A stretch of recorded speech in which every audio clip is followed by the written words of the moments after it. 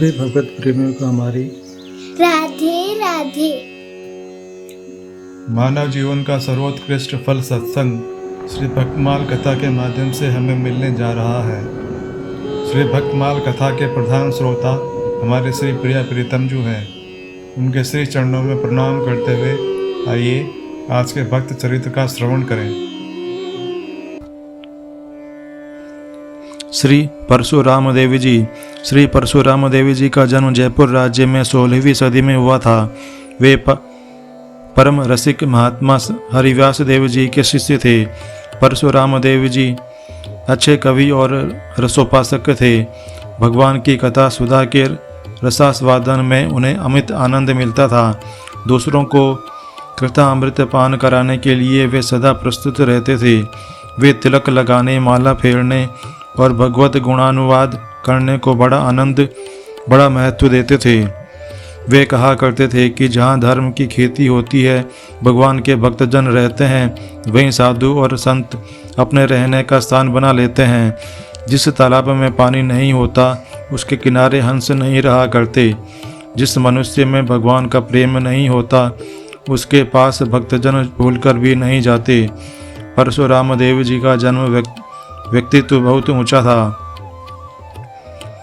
उनमें अलौकिक तेज था। उनका जीवन पूर्ण रूप से तपोमय था। विधर्मों तक उनके दर्शन से प्रभावित हो जाया करते थे। अजमेर के निकट सलेम शाह नामक एक फकीर रहता था।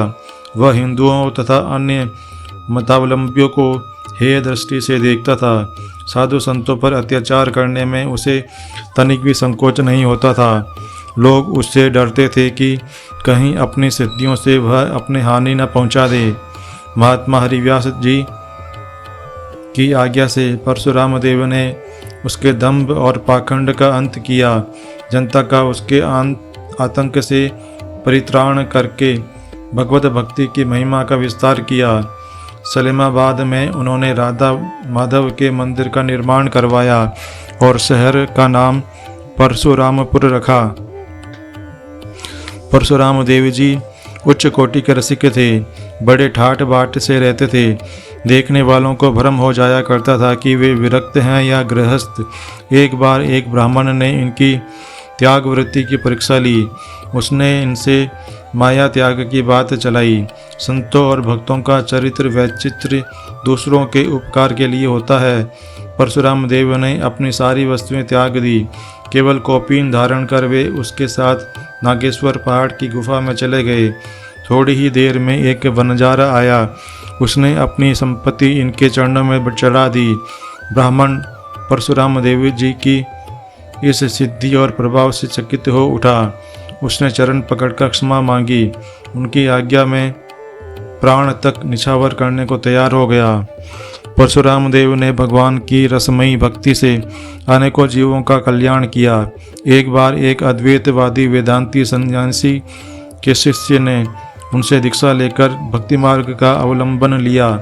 सन्यासी ने उसके सिर पर एक घड़ा जल भरकर उनके सामने भेजा, जिसका आशय यह था कि मैंने इसके हृदय को अद्वैत जल से परिपूर्ण कर दिया था।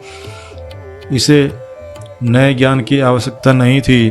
परशुराम देव ने घड़े में मीठा डाल दिया, जिसका अभिप्राय यह था कि अभी भक्ति माधुरी की इसमें कमी थी। सन्यासी उनकी ओर आकृष्ट हो गया और उनमें उसकी श्रद्धा हो गई।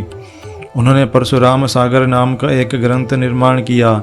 इस ग्रंथ में 2200 दोहे, 26 छंद और अनेक पद हैं। इस सरस ग्रंथ में भक्ति, ज्ञान, गुरुनिष्ठा और प्रेम की महिमा का बखान विशेष रूप से किया गया है। आज के हमारे भक्त चरित्र का वर्णन इतना ही।